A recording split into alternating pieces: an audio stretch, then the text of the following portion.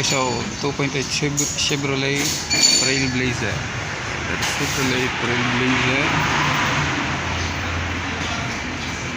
This is 2015 model.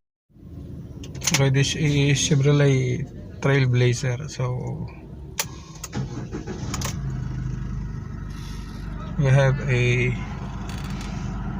change engine oil soon.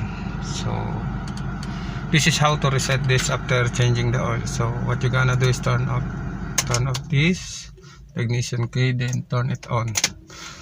Not starting the engine. Okay, so we'll just turn on.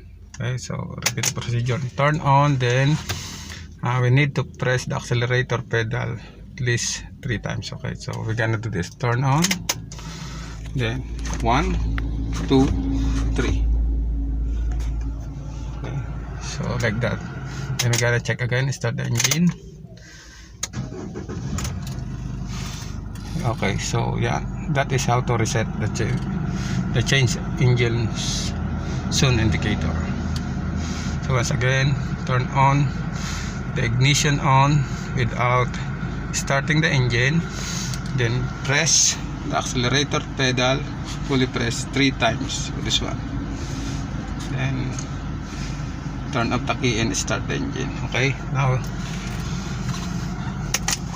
the indicator is gone. Okay, once again we check it, start. So there's no more indicator now.